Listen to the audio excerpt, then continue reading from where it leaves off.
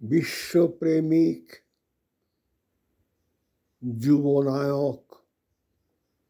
যুগনায়ক স্বামী বিবেকানন্দ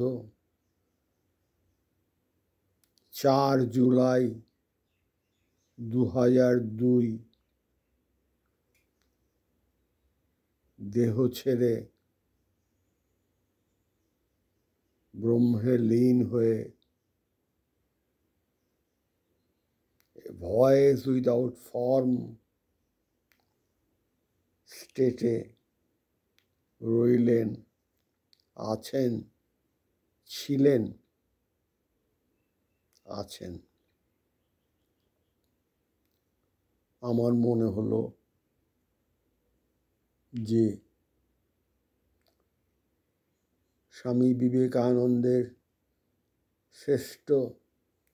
শ্রেষ্ঠ জীবনী গ্রন্থ আমার পরম আরাধ্য গুরুদেব স্বামী গম্ভীরানন্দের সৃষ্টি যুগনায়ক বিবেকানন্দের 3য় খণ্ড থেকে একবারে শেষ পাতা কটাতে পৌঁছাচ্ছি। স্বামীজি চলে যাওয়ার পর স্বামী শারদানন্দ চিঠি লিখেছিলেন। সেই চিঠি আমি পাঠ করলে সবাই বিস্তারিত মনে করতে পারবেন যে ভয়েস উইদাউট ফর্ম, চিরন্তন ইটার্নাল স্বামী বিবেকানন্দের ভয়েস আমাদের ইটার্নাল সম্পদ হয়ে থাকবে। আমি পাঠ করছি। স্বামী শারদানন্দের পত্র, বেলুর মঠ, হাওড়া, 7ই আগস্ট 1902। ভাই কালী, মানে স্বামী অভেদানন্দজিকে লিখছেন। গত 4 জুলাই রাত্রি 9:10 সময় আমাদের পূজনীয় স্বামীজি মহা সমাধিতে দেহত্যাগ করিয়াছেন। 6 জুলাই তোমাকে জানাইবার নিমিত্ত তার করিয়াছিলাম, কিন্তু এ পর্যন্ত কোনো খবর না পাওয়াতে সকলে বিশেষ ভাবিত আছি। তার অফিসে সন্ধান লইতে যাওয়ায়, তার অফিসে, টেলিগ্রাফ অফিসে সন্ধান লইতে যাওয়ায় তাহারা বলিল, তুমি নিশ্চিত তার পাইয়াছ, নতুবা খবর আসিত। এই ঠিকানায় তার পাঠাই। Abhedananda, Vedanta society, new York. এতদিন সকলের মনের অবস্থা যে কি হইয়াছিল বুঝিতেই পারো, সেজন্য চিঠি লিখিতে পারি নাই, ক্ষমা করিবে। স্বামীজির মৃত্যু বড় অদ্ভুত। প্রায় 2 মাস পূর্বে তিনি কাশীধামে যান। সেখান হইতে শরীর খুব খারাপ হইয়া আসেন। মঠে ফিরে আসিয়া কবিরাজি চিকিৎসা করান। তাহাতে বেশ সারিয়া উঠেন। 1 মাস ঔষধ ব্যবহারে হাত পা ফোলা সারিয়া গেল। পেটে উদরি হইয়াছিল, জল রহিল না। শরীরে লাবণ্য আসিল এবং জোরও বেশ হইল। কলিকাতায় যাওয়া আসা করিতে লাগিলেন। 1 মাইল 2 মাইল পথ হাঁটতে কোনো কষ্ট বোধ হইত না। এমনকি 1 সপ্তাহের জন্য কলিকাতা হইতে কিছু দূরে জাগুলে নামক পল্লী গ্রামে এক বন্ধু বাটিতে নিমন্ত্রিত হইয়া যাইলেন। পাদটিকায় দেখতে পাচ্ছি 6 জুন 2002 বড় জাগুলিয়ার যান। 15 জুন মঠে ফিরেন। সঙ্গে ছিলেন কানাই মহারাজ ও নাদু মহারাজ। স্বামী ব্রহ্মানন্দের দিনলিপি থেকে পাওয়া যায়। যাই হোক, এবং তাহাদের কোনো অসুখ হইল না।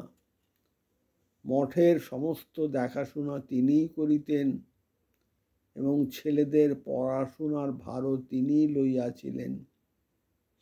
ইদানিং পূর্বের ন্যায় বৈরাগ্য ভাবটা খুব প্রবল হইয়াছিল। রাত্রি 4টার সময় সকলকে লইয়া ঠাকুর ঘরে গিয়া জপ ধ্যান করিতেন এবং সর্বদাই বলিতেন, আমার কার্য হইয়া গিয়াছে, এখন তোরা সব দেখ শোন, আমায় ছুটি দে। কখনো বলিতেন, আমার মৃত্যু শিয়রে, কাজকর্ম ও খেলা ঢের করা গিয়াছে, যা কাজ করিয়া দিয়াছি তাই এখন জগৎ নিক, তাই বুঝতে এখন ঢের দিন লাগবে। এ খেলা কি চিরকাল করতে হবে ও করিয়া ফেলিয়া দিয়াছি। 4 জুলাই তারিখে সকালে ঠাকুর ঘরে যাইয়া 3 ঘন্টা ধ্যান করেন।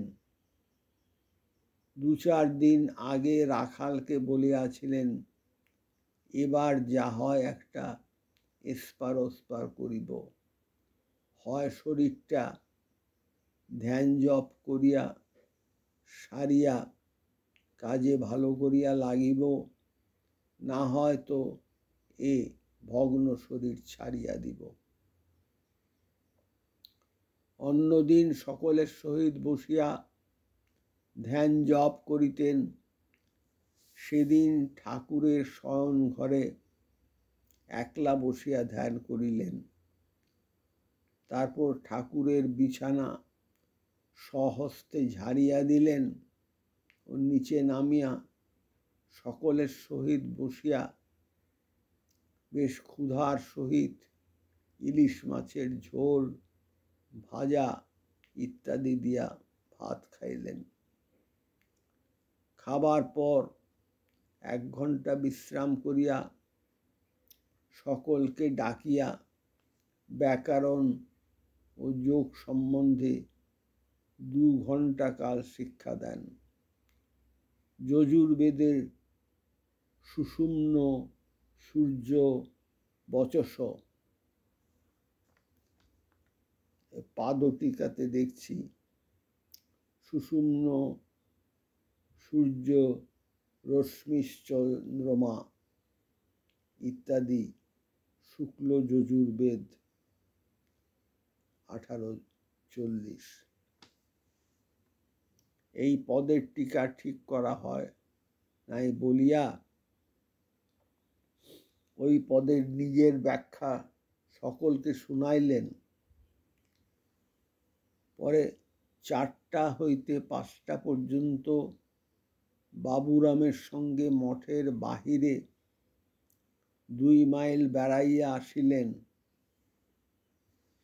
বেড়াইতে বেড়াইতে পৃথিবীর সকল জাতির সভ্যতা কেমন করিয়া হইল এ সম্বন্ধে যত ইতিহাস গল্পচ্ছলে তাহাকে বলেন। ফিরিয়া আসিয়া বলিলেন, আজ শরীর যেমন সুস্থ এমন অনেক দিন বোধ করি নাই। সন্ধ্যার পর নিজের ঘরে যাইয়া মালা লইয়া জপ করিতে বসিলেন এবং বলিলেন, যতক্ষণ না ডাকি অন্য ঘরে গিয়া জপ ধ্যান করো।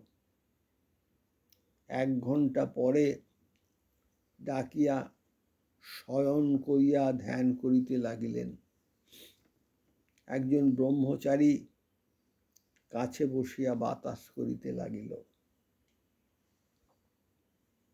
প্রায় 1 ঘণ্টা এইরূপ স্থির হইয়া চিত হইয়া শুইয়া থাকিবার পর ডান হাতখানি ঈষৎ কাঁপিতে লাগিল এবং কপালে বিন্দু বিন্দু ঘাম হইতে লাগিল। মিনিট 2 এইরূপ হইবার পর মুখ দিয়ে একটা দীর্ঘশ্বাস ছাড়িলেন। পরে মিনিট 2 আবার স্থির থাকিয়া মুখ দিয়া আর একটি দীর্ঘশ্বাস ফেলিলেন। সেই সঙ্গে মাথাটি নড়িয়া উঠিল এবং চক্ষু ভ্রু মধ্যে স্থির হইয়া রহিল, আর মুখে অপূর্ব জ্যোতিও হাসি দেখা গেল। এইরূপ দেখিয়া মঠের সকলকে ডাকা হইল। সকলে দেখিল হাত পা ঠান্ডা, নারী নাই। ডাক্তার ডাকা হইল। ডাক্তার মজুমদার আসিয়া বলিলেন, শরীর ত্যাগ করিয়া আছেন। পরদিন অপরাহ্নে বেলা 4টার সময় শরীর অগ্নিস্বাৎ করা হইল। মুখের সে অপূর্ব ভাব শেষ পর্যন্ত যে দেখিয়াছিল সেই মোহিত হইয়া আছিল। তাহার সমাধিস্থলে একটি মন্দির নির্মাণ করিয়া দিবার কথা হইয়াছে। যদি তাহার বন্ধুরা এই বিষয়ে কিছু সাহায্য করেন তো পাঠাইও। গঙ্গার পশ্চিম পারে মঠের ভিতরেই তাহার শরীর অগ্নিস্বাৎ করা হয়। ইহার ঠিক অপর পারেই গুরু মহারাজের শরীর অগ্নিস্বাৎ করা হইয়াছিল। তাহার কার্য তিনি করিয়া চলিয়া গেলেন। এখন যে সকল কাজকর্ম আরম্ভ করিয়া গিয়াছেন তাহা ভূমি, রাখাল প্রভৃতি সকলে মিলিয়া যাহাতে বজায় থাকে তাহার উপায় করিও। হরিভাই স্বামীজির শরীর ত্যাগের 15 দিন পরে এখানে পৌঁছিয়াছেন। পাদটিকায় বলা হচ্ছে প্রকৃতপক্ষে 10 দিন পরে, অর্থাৎ 14 জুলাই বেলুর মঠে পৌঁছান।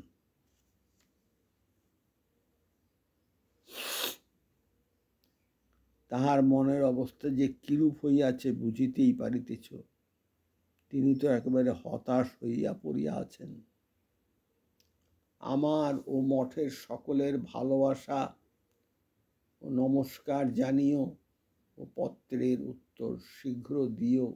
ইতি দাস শরৎ। দ্রষ্টব্য, এই যে স্বামী শারদানন্দ মঠে আসেন রাত্রি 10:30টায়। দ্রষ্টব্য, এই যে স্বামী শারদানন্দ মঠে আসেন রাত্রি 10:30টায়। অপরের নিকট সদ্যশ্রুত কথাগুলি তিনি লিপিবদ্ধ করিয়াছিলেন পরবর্তী পত্রখানি স্বামী প্রেমানন্দের দ্বারা লিখিত। তিনি সে রাত্রে মঠেই ছিলেন।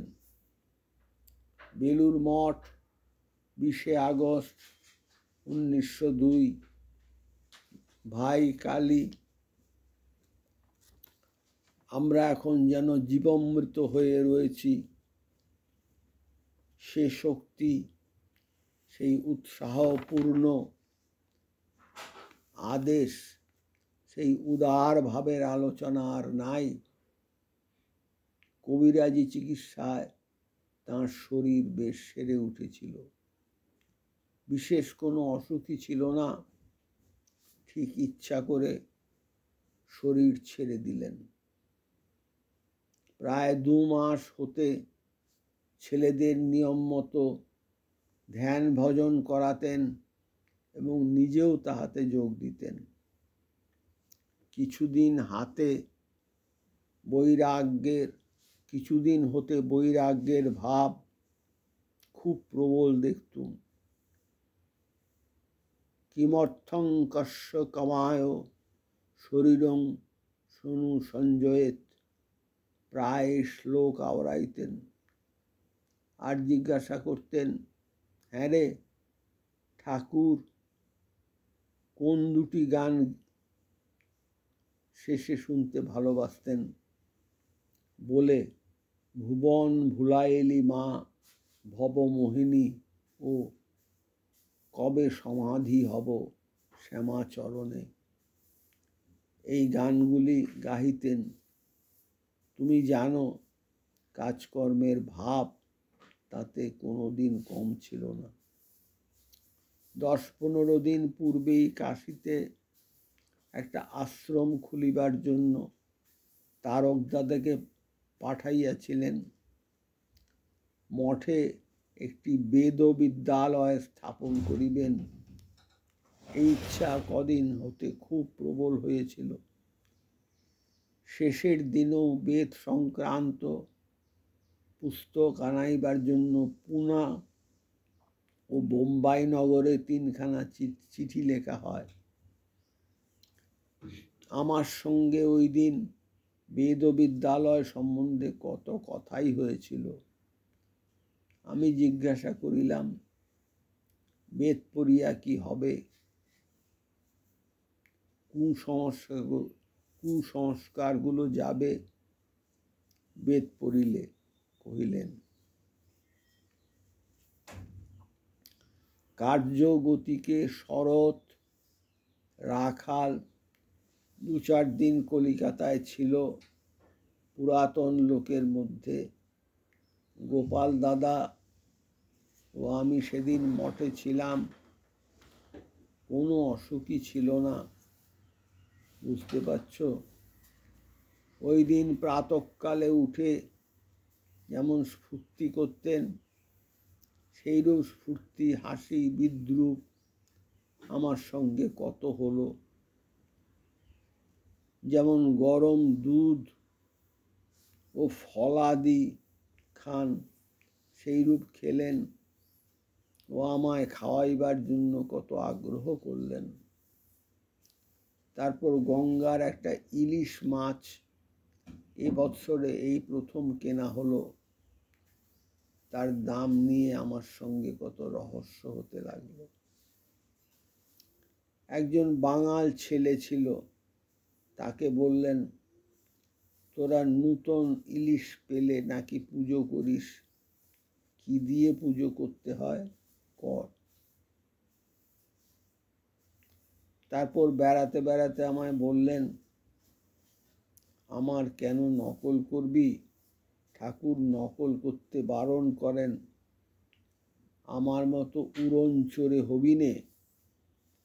ওই বেদবিদ্যালয় নিয়ে আবার কত কথা হবার পর সুষুম্না সম্বন্ধে বেদে কি লিখেছে দেখিয়ে বললেন, টিকা ঠিক নহে, তোরা মূল থেকে মানে করবার চেষ্টা করবি।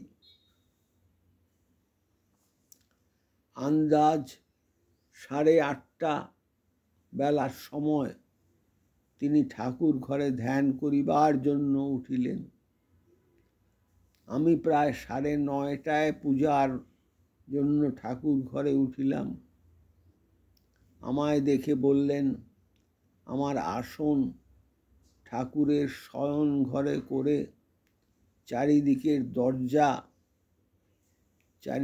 দরজা বন্ধ করে দে। নিচের পাদটিকায় দেখছি ইংরাজি ও বাংলা জীবনীতে সমস্ত দরজা জানালা বন্ধ করিয়া ঠাকুর ঘরে অর্থাৎ পূজাগৃহে ধ্যানের কথা আছে। বর্তমান বিবরণে ধ্যানের স্থান পার্শ্ববর্তী ঠাকুরের শয়নঘর, উহার 3 দিকে দরজা, কেবল উত্তরে জানালা। পূজাঘর ও শয়নঘরের মধ্যেও একাধিক দরজা আছে। অন্যদিন আমি পূজা করিলেও ওই পূজা ঘরের এক কোণে স্বামীজি বসিয়া ধ্যান করিতেন। আজ অন্য মত করিলেন। আন্দাজ 11টার পর ধ্যান থেকে উঠে মা কি আমার কালো, শ্যামা মা কি আমার কালো রে শ্যামা, মা কি আমার কালো, লোকে বলে কালো কালী রূপা, এলো কেশি হৃদি পদ্ম করে আলো রে শ্যামা, মা কি আমার কালো রে শ্যামা, মা কি আমার কালো, লোকে বলে কালী কালো আমার, লোকে বলে কালী কালো আমার, হৃদি পদ্ম করে আলো রে শ্যামা, মা কি আমার কালো রে শ্যামা, মা কি আমার কালো। আন্দাজ 11টার পর ধ্যান থেকে উঠিয়া মা কি আমার কালো কালো রূপা, এলো কেশি হৃদি পদ্ম করে আলো, গুনগুন রবেই গান গাহিলেন। আহারের সময় অতি তৃপ্তির সহিত সেই ইলিশ মাছের ঝোল অম্বল ভাজা দিয়া ভোজন করিলেন। কহিলেন, একাদশী করে খিদেটা খুব বেড়েছে, ঘটি বাটিগুলো ছেড়েছি কষ্টে। আহারের পর নানা কথা কয়ে কিছু বিশ্রাম করিলেন। বেলা 1টার পর আমায় তুলে বলিলেন, চল পড়িগে, সন্ন্যাসী হয়ে দিবারাত্রি দিবানিদ্রা খারাপ। আমার আজ ঘুম হলো না, একটু ধ্যান করে মাথাটা কিছুটা ধরেছে, ব্রেইন উইক হয়েছে দেখছি। তারপর লাইব্রেরির ঘরে বসে 3 ঘন্টা পাণিনি ব্যাকরণ পড়াইলেন। 4টার পর আমায় সঙ্গে নিয়ে বাগানের বাহিরে প্রায় 1 মাইল লম্বা গেলেন। একটা বাগান দেখিয়ে তোমাদের লেগেট সাহেবের বাগানের বর্ণনা করিতে লাগিলেন। সে দেশে অল্প লোকে মেশিনের সাহায্যে বড় বড় বাগান কেমন সাফাই রাখে। 5:30টার পর মঠে ফিরিয়া আমায় ইউরোপিয়ান সিভিলাইজেশনের হিস্ট্রি তন্ন তন্ন করে বুঝাইলেন। তারপর হিস্ট্রি অফ কলোনিজের কথা বলিলেন। সন্ধ্যার সময় আমি ঠাকুর ঘরে গেলে আমাদের শশীর বাবার সহিত অনেকক্ষণ কথা কয়ে স্বামীজি উপরে গেলেন।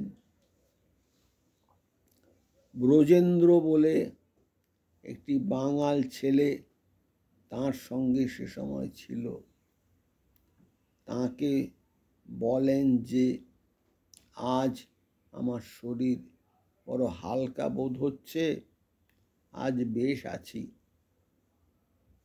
নিজের ঘরে বসে ওই ব্রজেন্দ্রকে আমার মালা দুছড়া দিয়ে কহিলেন, আর উহাকে অন্য ঘরে যাইতে আদেশ করিলেন। বলিলেন, ডাকিলে আসিস। প্রায় 1 ঘণ্টা বাদে উহাকে ডাকিয়া বাতাস করিতে ও পা টিপিয়া দিতে বলিলেন। পা টিপিয়া দিতে দিতে তাঁর নিদ্রাবেশ হইল। প্রায় আধ ঘণ্টা নিদ্রাবেশের পর তার হাত ঈষৎ কাঁপিল 2-4 সেকেন্ডের জন্য। ইহার পর একটি দীর্ঘ নিঃশ্বাস মুখ দিয়া ত্যাগ করিলেন। তার 2-1 মিনিট পর আর এক দীর্ঘ নিঃশ্বাস ত্যাগের পর একেবারে সমাধি। তখন ব্রজেন্দ্র ভয় পেয়ে গোপাল দাদাকে ডাকিয়া বলে, কি হইল দেখুন। ইহার 2-1 মিনিট পরে আমি গিয়া মহাসমাধিস্থ দেখিয়া শশীর বাবাকে ডাকিয়া স্বামীজির কানে শ্রী শ্রী গুরু মহারাজের নাম করিতে লাগিলাম, যদি সমাধি ভঙ্গ হয়। কিসে জ্যোতির্ময় মুখমণ্ডল, কিসে স্বর্গীয় তেজপূর্ণ বিস্ফারিত নেত্র, কেবল কৌপিন পরিহিত সে সুন্দর শরীরে এক অপূর্ব কান্তি পরিলক্ষিত হয়েছিল। তারপর দিবসেও সে মুখমণ্ডল দর্শন করে অনেকের দুঃখ শোক দূর হয়েছিল, ঠিক যেন শিব শুয়ে আছেন। কোনো অঙ্গের কোনোরূপ বিকৃতি হয় নাই। ইচ্ছে করে যেন শরীর ত্যাগ করিলেন। সেই রাতেই মজুমদার ডাক্তারকে আনানো হইল। শরৎ, রাখাল ও সান্ডেল রাত্রে আসিল। ডাক্তারেরও ঠিক করে বলিতে পারিল না যে কোন রোগে এরূপ হইল। ঠাকুর যে বলিতেন, তুই যেদিন স্বস্বরূপ জানতে পারবি সেদিন তুই শরীর ছেড়ে দিবি। তাই হইল। যে স্থানে দাহ হয় সেই স্থানে একটি শিব মন্দির ও তাহার সম্মুখে নাট মন্দির স্থাপন করিবার ইচ্ছা, চেষ্টা কিছু কিছু হইতেছে। কলকাতার লোকও একটা মেমোরিয়াল মিটিং করবার চেষ্টা করছে। মাদ্রাজে এরূপ একটি হয়ে গিয়েছে, টাকাও উঠেছে। রাখাল ভায়া তোমায় চিঠি লিখিতেন, কিন্তু কদিন হতে তার সর্দি ও জ্বর হয়েছে। শরৎ কলিকাতায় গিয়াছে। এখানে সেই হরি ভায়ার জ্বর হয়েছিল, আজকাল ভালো আছেন। সারদা শীঘ্রই আমেরিকা যাচ্ছে হরি ভায়ার স্থানে। স্বামীজি পূর্বেই ইহা বন্দোবস্ত করেছিলেন। আমাদের যার যতটুকু সাধ্য সে ততটুকু স্বামীজির কার্য রক্ষা করিবার চেষ্টা করিব, এই আমাদের সংকল্প। তুমি কেমন আছো লিখিবে। আমাদের ভালোবাসা ও নমস্কার আদি জানিবে। দাস বাবুরাম। আমেরিকার স্বাধীনতা দিবসে ৪ঠা জুলাই তাহার মহাপ্রয়াণ, কিন্তু ইহা কি সত্যই চলিয়া যাওয়া? চিরনির্বাণ, পৃথিবীর মানুষের সহিত চিরবিচ্ছেদ, তাহার জীবন ও বাণী হইতে তাহা মনে হয় না। ৪ঠা জুলাই সম্বন্ধে তিনি নিজেই না লিখিয়া গিয়াছেন। তারপর এলো দিন, সফলিয়া উঠিল যখন, সকল সাধনা কর্ম পূজা প্রেম আত্মবলিদান গ্রহণ করিলে আসি, সব হলো সম্পূর্ণ সার্থক। তখন উঠিলে তুমি হে প্রসন্ন ছড়াবার তরে, মুক্তির আলোক শুভ্র সারা বিশ্ব মানবের পরে। চল প্রভু চল তব বাধাহীন পথে ততদিন, যতদিন ওই তব মধ্যদিন প্রখর সপ্রভায়। প্লাবিত না হয় বিশ্ব, পৃথিবীর প্রতি দেশে দেশে সেই আলো না হয় ফলিত, যতদিন নরনারী তুলি উচ্চ শির, নাহি দেখে টুটেছে শৃঙ্খল ভার। সে জানে শিহরানন্দে তাহাদের জীবন নূতন। বিচার করিয়াছিলেন ম্যাকলাউড ও নিবেদিতা স্বামীজির স্বরূপ সম্বন্ধে। ম্যাকলাউড বলিতেন তিনি ছিলেন মূর্তিমান শক্তি, আর নিবেদিতা বলিতেন তিনি ছিলেন মূর্তিমান স্নেহ। ভগবৎ পথ সঞ্চারী ইতিমূলক সক্রিয় প্রীতি ও শক্তির মূর্ত বিগ্রহ যুগনায়ক স্বামী বিবেকানন্দ বিশ্ববাসীর হৃদয় দ্বারে নববার্তা লইয়া সমুপস্থিত। কে তাহাকে বরণ করিয়া নবযুগের রূপায়ণ ত্বরান্বিত করিবে? ওম শ্রী বিবেকানন্দ অর্পণমস্তু। নমঃশ্রী জ্যোতিরাজায় বিবেকানন্দ সুরয়ে সচ্চিৎ সুখ স্বরূপায় স্বামিনে তাপহারিণে। ওম শ্রী রামকৃষ্ণার্পণমস্তু। আমার এর বলার ভেতর একটু ভুল আছে। স্বামী বিবেকানন্দ দেহত্যাগ করেছিলেন 1902 সালের 4ঠা জুলাই। এটি বললাম। আর বলছি, স্বামী বিবেকানন্দকে আমরা সর্বদা আমাদের ভালোবাসা শ্রদ্ধা এবং তার নির্ধারিত কর্মপদ্ধতি অনুসরণ করার চেষ্টা করব। পূজা হিসাবে, ওয়ার্ক অ্যাজ ওয়ার্শিপ। কীভাবে?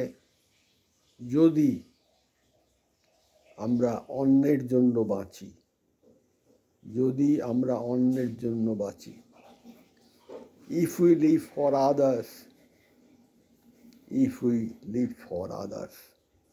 Om Shri Ramakrishna Arpanamastu.